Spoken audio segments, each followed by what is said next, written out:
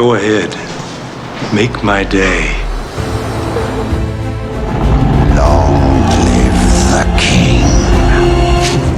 You killed him. No. I am your father. I'll get you, my pretty, and your little dog, too. Ah! I'm gonna make him an offer he can't refuse. Hey, what's up? It's me, NickolasZombie, with the only content we put out anymore. Movie reviews. That's right, it's a movie corner. And today I'm joined by me, NickolasZombie. How's it going? It's going good. You're looking well. Thank you. You're looking great too. Pshaw. Yeah, it was a solo one. So I went and saw Boy Kills World. Came out last Friday. And yeah, here's a quick review. It's kind of thoughts, and I'll get a little bit of spoilers at the end. If you haven't seen anything about it, makes sense. I barely saw marketing compared to like that Quiet Place 2 movie. I can't get away from that trailer. I always see that trailer everywhere I go. So like, this movie barely had the budget of that, probably, because I don't think that movie's even come out yet, and I've seen that trailer 1,000 times. But Boy Kills World is a revenge movie. Basically, what I keep going back to, like trying to compare it to something, is Hobo with a Shotgun put in a blender with Hardcore Henry and perhaps a little bit of Tarantino-esque blood. I don't know about that. There's a lot of blood though. Yeah, put that all in a blender, screw the top on, and you get Boy Kills World. It's super stylized. Kind of, that's where the Hobo with a Shotgun reference comes in. Just kind of that weird, I'm not too sure what time this is, world. There's no cell phone to be seen. Could take place anywhere. Strange monarch family, or I don't really know who's in charge of the family, honestly. They never showed a dad. Anyway, rich family. They are in charge of this town, I suppose. A dictatorship or whatever. Where they go and murder people every year in a live TV event called The Culling, that's sponsored by a sugary cereal company, which is a whole nother basket of eggs. But anyway, boy who's basically lost his family to this culling and has been trained since the age of losing his family, which is like 11, 12. You get to a certain age, you don't know what kids look like. You don't know what their ages are. Anyway, he's been trained by this sage guy out in the woods, just beaten to shit, honed into a weapon with one purpose, and that is to kill Hilda Vandergoy, is the name of the lady who's basically in charge. So again, he's been trained all this time. He goes into the town one day. I think it's a culling day, so they go in. The Vandergoys round up some people for the culling. Basically, it's like a TV event. It's basically the Purge on TV, but they just kill a certain amount of people to, I guess, assert dominance, or, well, yeah, I guess assert dominance, basically. Anyway, he sees it going on. They've killed his family before. They killed his sister. His sister's a huge motivator. He remembers his mom. His dad's kind of out of his memory completely, but his sister was like his best friend. So that's his main focus, is trying to get revenge for her. And like, he sees her in his mind's eye. She'll pop up occasionally, and he tries to avoid her, or tries not to, delve into the madness, but she'll be there as well. So basically, again, they're in town. The culling happens, and he's just like, nah, this is it, fuck it, I'm not gonna let more bodies fall. So he goes after the Vandergoys. He tries to basically sneak into wherever they're taking the bodies. He does successfully, and escapes his shaman teacher, who's very questionable. Does lots of drugs, lots of beating the shit out of him to train to hone his weapon. I guess it's revenge. So he makes it to one of their bases and basically finds himself seeing his sister more in his mind's eye, and she's more talkative now. She's actually interacting with him because the shaman's not there, so I guess he doesn't have the shaman to like beat that out of him.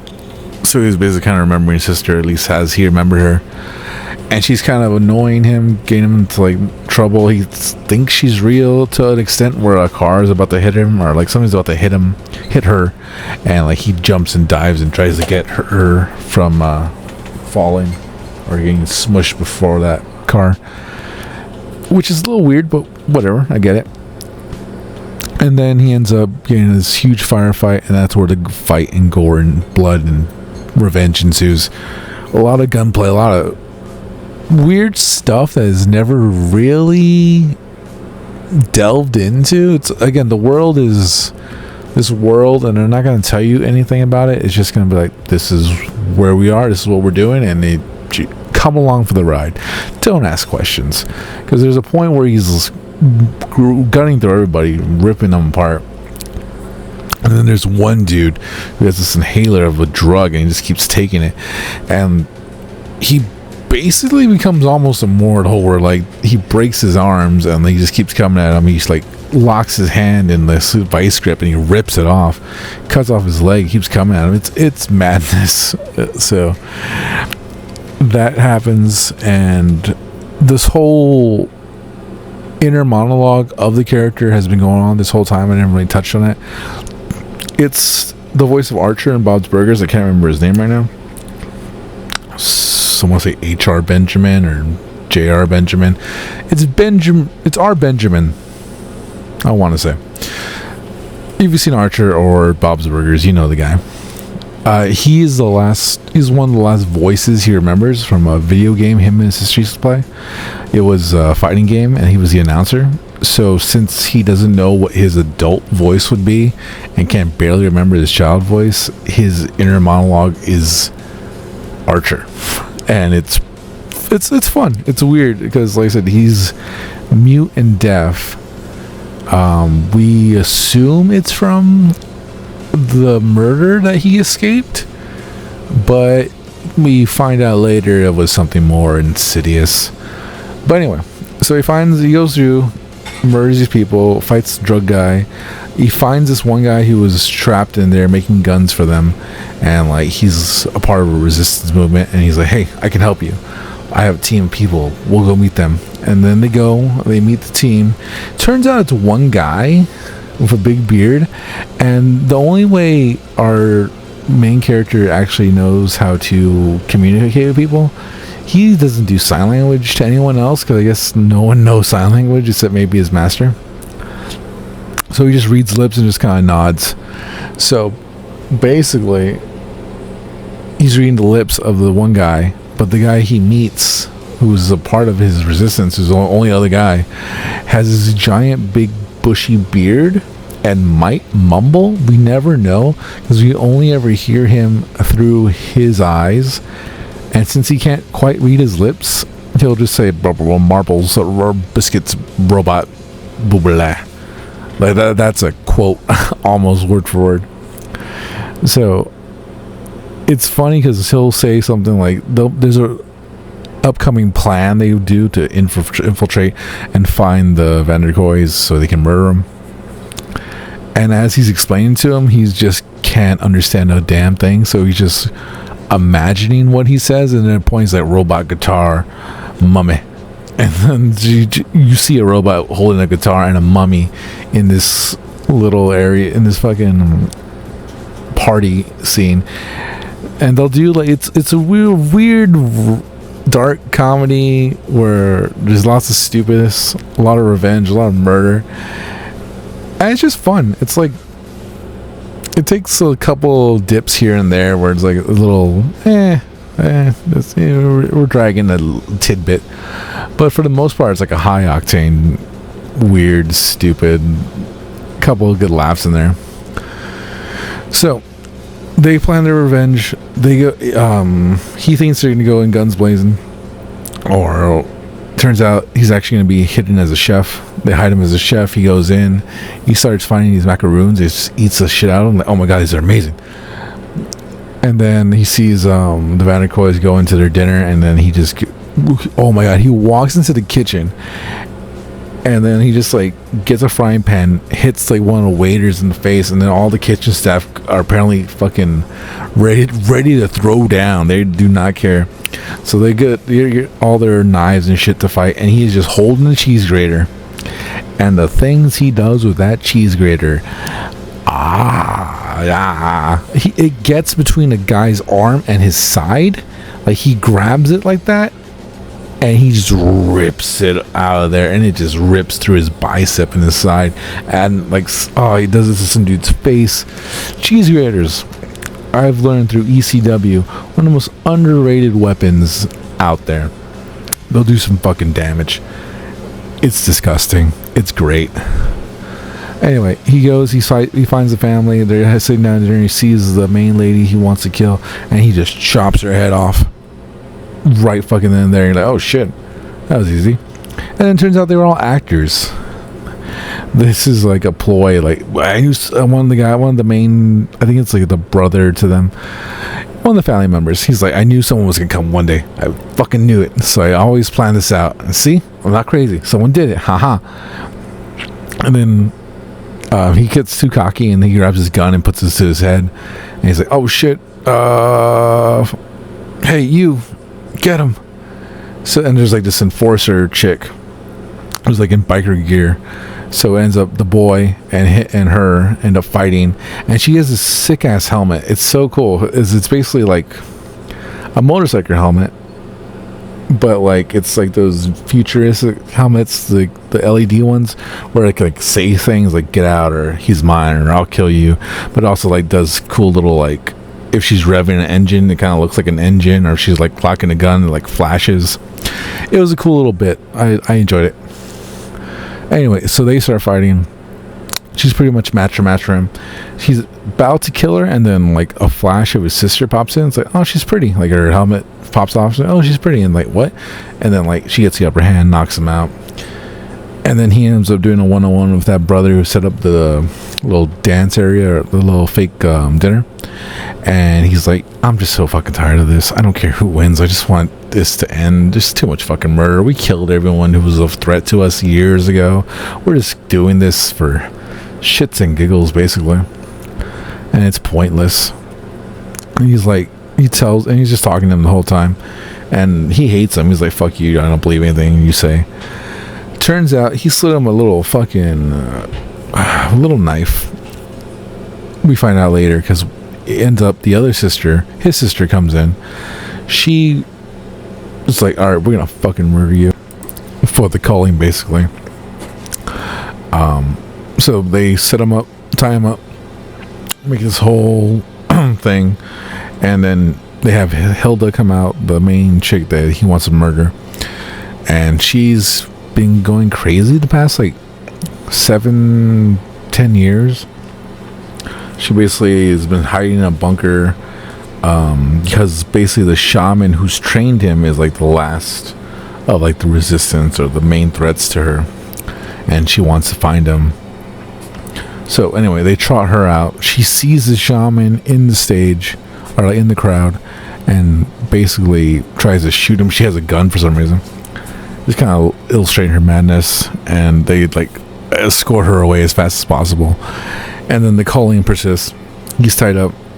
They're murdering other people, and also the culling's taking place by all these serial mascots, which is the weird, bizarre sight to see. Like, there's a Captain Crunch stand-in who has 2 swords and he's just slicing people up. So he finds out that he has a knife given to him by that guy. He realizes he handed it to him. He cuts himself out, and then his friends come in. They're like, hey, the plan worked great. You did just as what we needed you to. And it's like, oh yeah, that's what I did. They start murdering everybody. They start murdering the mascots. It's so fun. It's like this snowy little fucking backdrop. And anyway, they proceed to destroy pretty much everyone until the sister comes out with a gun and just like slaughters his friends. So he takes care of her, drives a camera into her face. Pretty sweet. Finds the bearded guy, the brother, basically, who was tired of all of it. He gives him the pass keys, like, she's down there, take care of it.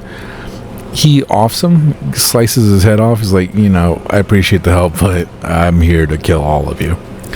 So he kills all of them. The sister's in his head again. It's like, hey, he helped us. And he's like telling him, I don't need you anymore. I need to do my job and finish this murder spree. So he kind of like purges her from his brain. So he's going down the elevator to the bunker, and then he shows the main chick a map that him and his sister made. Because him and his sister had this whole plan of leaving this city and getting away and finding their own place, like just to be normal. But it never happened because she died. So he shows her the map, and he's like, this is why I'm doing it. He doesn't say it, but in his head, like, this is why I'm doing it, from his sister.